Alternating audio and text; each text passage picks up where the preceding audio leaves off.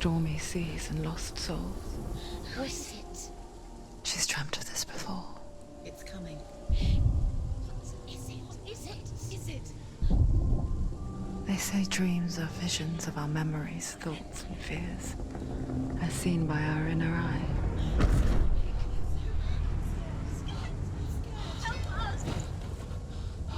But what if each one of us is always dreaming, even when awake?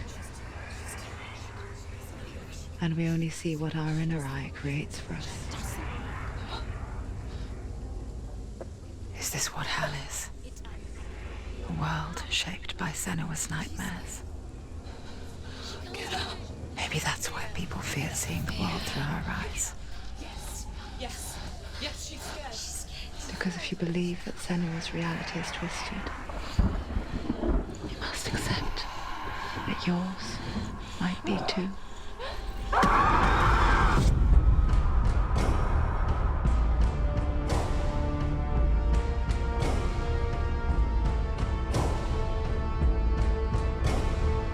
Hellblade: Senua's Sacrifice is a video game about Senua, a Celtic warrior on a vision quest into Viking territory. But what sets our hero Senua apart is that she suffers from severe psychotic mental illness. He knows she's getting closer. He can feel her coming closer. She's getting closer. The original idea for Hellblade was to create a classic hero's journey, a journey of suffering, but one where the fantasy world is not another planet or alternate universe, but a world that is constructed in Senua's mind. But to do so would mean putting psychotic mental illness at the center of the experience, a subject that is still considered taboo, and a challenge that was both terrifying and exciting in equal measure. In Hellblade, the starting point was a newly discovered Celtic goddess called Senua in Ashwell, Hertfordshire. When first discovered, her name was thought to be Senua, a name which I liked and kept. I wondered if Senua might have been a Celtic warrior like Boudica who stood up to the Romans. While the Romans had conquered all of Europe, there was a group of Celts up in the furthest reaches of the Roman Empire that could not be conquered, the Picts. And so the Romans built a wall, called Hadrian's Wall, that spans across Britain from sea to sea to keep the Pictish barbarians at bay. The Picts were known for their war paint, painted on with woad, and their matted hair clumped with lime. And so Senua would be a barbarian Pict in this image. What's your name? Senua. I haven't seen you before. I don't live home much. Oh, Zeno's daughter. I have to go. Wait! Orkney is off the coast of Scotland and was inhabited by the Picts, steeped in history and mystery, and so I made Orkney Senua's home and set the stage for a crisis. In the late 8th century, the first Vikings landed on the Orkney Islands. The population of the Picts crashed thereafter, replaced by the Norsemen of the 9th century. Were they wiped out? We don't know for sure, but it would seem likely given the reputation of the Vikings. The Northmen's brutality is legendary. High-ranking leaders and chieftains of the tribes they conquered were often offered as sacrifice to their gods. The most brutal of these sacrifices was known as the Blood Eagle. I imagine Senua as a young female warrior who returns home from exile to find her partner, Dillion, brutally sacrificed to a Norse god by these hellish warriors from a faraway land. I imagine the horror of this moment and how it would have dragged her deep into mental torment.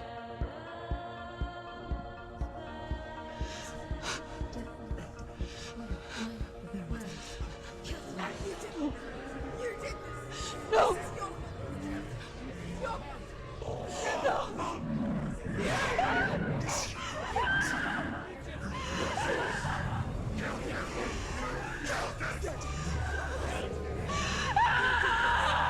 I came to learn that the Celts had a sophisticated and nuanced perspective on the nature of mental disorder. One term they used was gelt. A gelt is a man or woman who has been driven mad by a curse, battle trauma, or grief. The gelt would take to a life in the woods in search of penance, punishment, and purgation. And so Senua became a gelt, cursed by darkness, looking for redemption in the wilds. Another word the Celts used in reference to mental disorders was druth, meaning fool, or Liar. one who utters the words of God. They tell of the mad sinner who flees battle into exile and takes on a beastly nature, growing feathers on his body. The character called Druth in Hellblade is based on a little-known person called Findan, an 8th century Irish Celt who was captured and enslaved by the Vikings, but eventually escaped to Orkney where he became a monk. I will tell you my stories of hell, if I may walk with you. Upon meeting Senua, it would be his stories that fuel her quest deep into their world of gods. The Northmen say the world will come to an end. The sun will grow black, the earth will sink into the sea, the stars will disappear, fire and water will meet, flames will play against the sky, the heavens and earth and all the world will be burned, all the gods will be dead, and the warriors of Valhalla and people everywhere. Senua, prepare yourself for Ragnarok, for it is nigh. So the stage was set for a new adventure, a journey into the Norse underworld called Hell, a vision quest fueled by madness and myth, a fantasy that was created by Senua's own mind, and one that we would experience through her eyes. This is your mission. This is your quest. There is nothing else left. To make a game about a warrior with psychotic mental illness as its central theme was fraught with danger. Mental illness such as psychosis is still taboo and rarely acknowledged in a century of cinema, never mind the new medium of games. Where it does feature, it often conflates psychosis and psychopathy associated with a lack of empathy. It is unfortunate that these two words sound so similar that they are used interchangeably in media. I must admit that I didn't have to look very far to discover my own ignorance of the subject. So we reached out to Paul Fletcher, psychiatrist and professor of health neuroscience at University of Cambridge. Psychosis is a descriptive term, and it refers to having a loss of contact with objective reality. So it's characterized by two main sets of symptoms. One of them is hallucinations, where somebody experiences perceptions when there is no actual objective thing out there to perceive. You're already dead. Who are you? And the other is delusions, where somebody comes to very often bizarre, unpleasant, frightening beliefs when there's no good evidence in favor of them. There's no doubt about it. The source of the darkness is in Helheim, and the goddess Hela holds his soul there.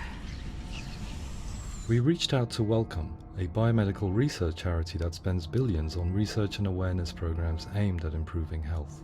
Mental health hasn't always been presented in the media in a way that is particularly helpful. It can be challenging to engage people with the subject matter, and there are a lot of preconceived ideas about mental health, and particularly schizophrenia and psychosis. So we hope our support allows the team to continue to collaborate with Paul Fletcher and with those who have experience of psychosis to create a game that provides a fresh perspective on the condition and allows audiences to engage with it in a way that just wouldn't be possible in any other medium. What started out as a brief consultation convinced me that we were only scratching the surface of an immensely deep and interesting subject that could enrich and change the very nature of the game. That's cool. Thanks so much for coming here. Pleasure. Thanks. It's really interesting for me. I'd love to be involved. I think it's fascinating. Absolutely. Our understanding of psychosis is still very much a mystery, and ways of treating it are still primitive compared to physical illness. After all, it is easy to see the pain and suffering caused by physical diseases or physical trauma. It is not so easy to see the mental suffering and trauma of severe mental illness. But what if we could find a way to see it? Games are capable of drawing you in for hours on end, playing the role of a character who is different from you, experiencing their perspective, and actively involving you in a world that functions with a different set of rules. That voice is not a kind voice. That voice calls you to your death. It's an evil voice. If we were to represent Senua's psychosis, we would have to simulate voice hearing, a common attribute. But how can we simulate something we have no first-hand experience of? Professor Charles Fernyhough, a leading expert in voice hearing from Durham University, offered his help. Hearing voices is an experience that is usually associated with severe mental illness, and crucially we know that hearing voices is a part of ordinary life for many people who don't meet the criteria for mental illness. Yeah. Oh, that's not him in real life. We know voices vary according to where they appear in space. Voices can appear far away in the distance, they can appear right there in your ear, they can seem to be coming from inside your head. Based on the information Professor Fernie Ho provided, I put together a sound brief and invited some actors to the studio. We recorded the actors using a binaural microphone, which records the 3D spatial position of sound, replicating the way sound is heard by human ears. It gives you an incredible sense that the person you are listening to is right there beside you. Can't see how she's going.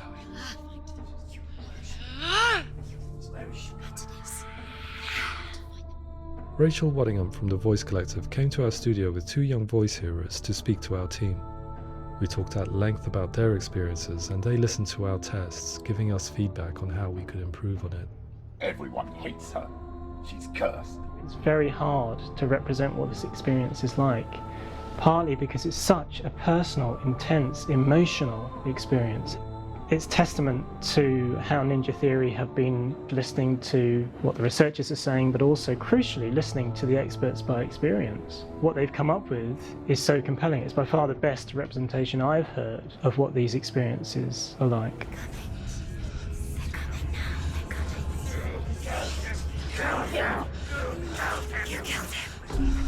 Other common attributes of psychosis are visions and flashbacks. We met with Recovery College East, who work with and care for people recovering from severe mental disorders. A group of service users gave us their first-hand account of what they experience.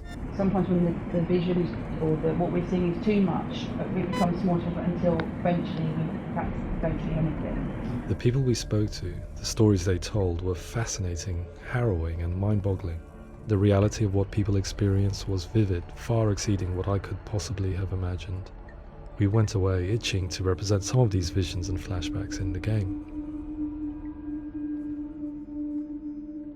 Hands will know my heart is so, love is so far away. Don't you know how I wanna feel deeper? I could never know how you grow, all these days are killing me. Now I see deep in me insanity does unfold. I just wanna feel deeper, deeper. I just wanna feel deeper, deeper.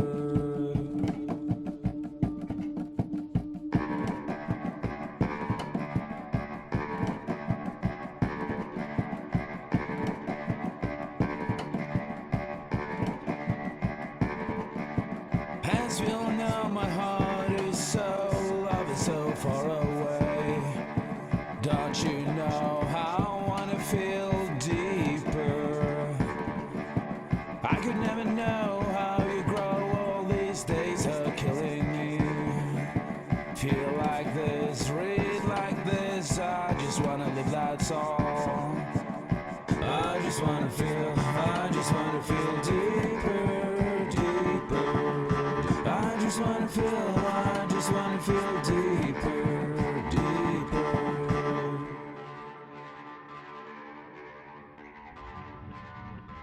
To refine our work, we continued to hold meetings with Recovery College East over the course of a year and a half, showing them what we had achieved so far and refining the in-game representations based on their feedback. With their help, flashbacks, visions and changes in perception were woven into the story and gameplay of Senua. The students that are involved in this project are incredibly excited about being involved. They have described the experience as being important because it values their lived experience and shows that despite what we have been through, all of that experience becomes valid, that actually it's something that we should all be talking about.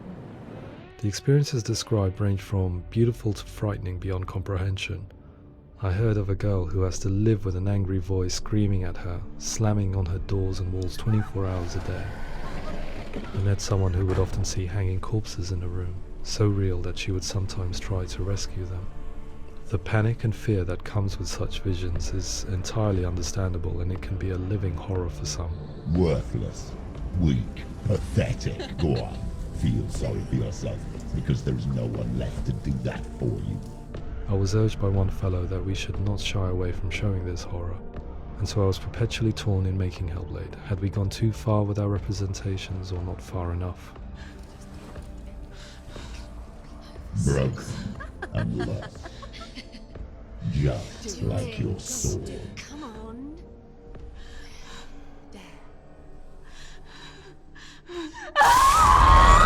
In some ways, voice hearing and visions were the low-hanging fruit, so to speak. There's another aspect of psychosis that is much harder to explain, but one that I think video games are uniquely able to represent, which are often called delusions. People begin to see patterns in the world. They begin to link things that most people wouldn't link. Most of the things that we might think would be coincidence or, not worth commenting on. Nevertheless, that might have a particular salience or importance for them. One individual described how everyday words, sounds, colours and objects were steeped in meaning to him, forming a strange and sinister puzzle that he was determined to solve but could not quite get to the bottom of.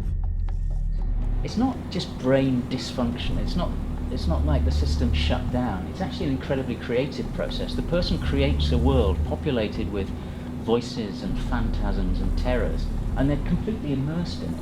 They believe in it.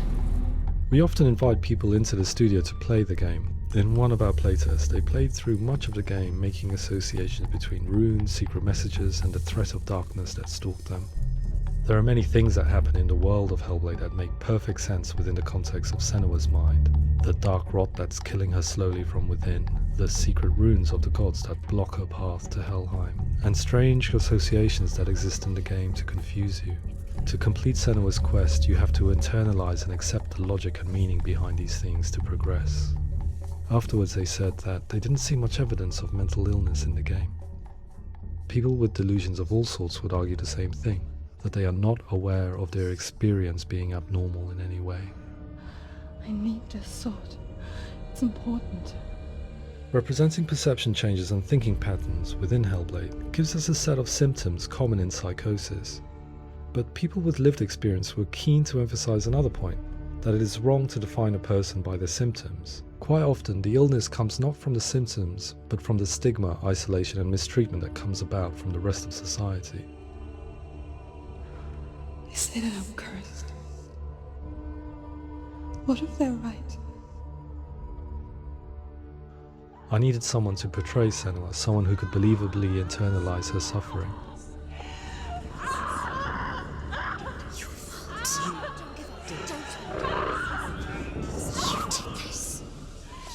Melina Jurgens, our video editor, had been a stand-in for Senua over a few months while we perfected our motion capture techniques.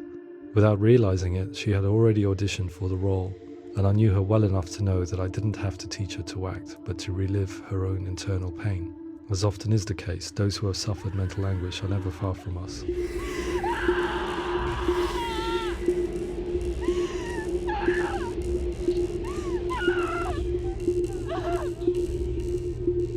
My hope is that by creating a compelling and aspirational character in Senua who feels very much real, albeit in a fantasy setting, we can provide a lens into her reality, a different one to yours, and this is where storytelling comes into play. I imagined her life based on common threads in real people's lives. She was always prone to psychosis as a child. Her mother Galina also heard voices and had visions, so perhaps there was a genetic aspect. Or perhaps it was cultural, as she lived within a world without science, of gods and a superstition, as exemplified by her druid father Zimbal. Psychosis developed in her late teens to early 20s and was exacerbated by stigma and isolation at the hands of the clansmen and her father. This darkness. It's spreading. The trauma of seeing her lover Dillian sacrificed tips her over the edge, making her remodel her reality around a concept that connects everything: the darkness. So the question, is what Senua experiences real? Can only be answered by saying, yes, it is real. It is her reality. All of her suffering will have been for nothing. It's just a matter of time. Towards the end of the project, service users and professionals that had collaborated with us were invited to see the near-final game. It was a chance to see if the game had reflected their views or if it had misrepresented them. For me, being involved in especially developing Senua's character has been really important, and being able to bring in my perspective and what I see and what I hear, and having that built into the game has been a real privilege. It's gritty and it's meaty, and there are some tough subjects in there that are being tackled with honesty.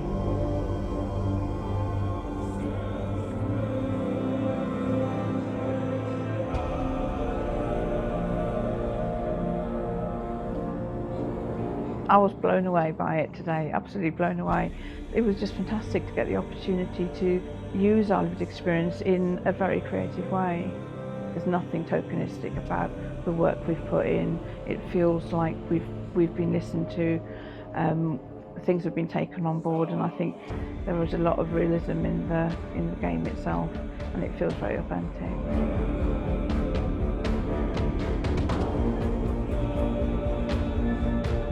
Hellblade will give people a good experience of what it's like to hear voices and have those experiences. I'm glad that the guys at Ninja Theory kind of asked us to come along and help them build an experience that's positive when it comes out, and get myself a copy and have a go.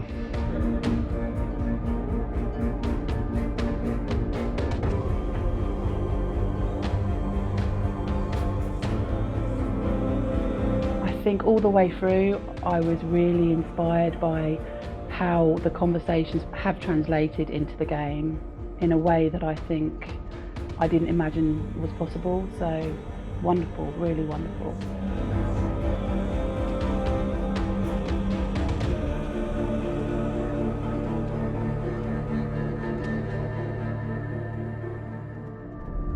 I really hope that others will follow the lead they've set and use the power of something like a video game to change people's perceptions, to increase understanding, and ultimately to make some of the stigma around voice hearing and other experiences go away.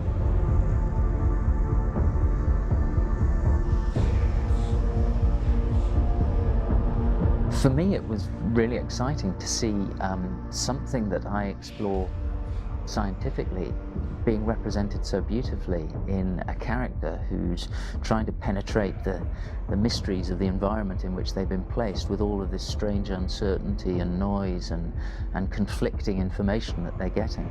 I'm very excited by this way of trying to represent mental illness, because I think it actually might be offering us insights that we wouldn't get from pure scientific explorations, and actually giving us quite an empathic view of what it might be like.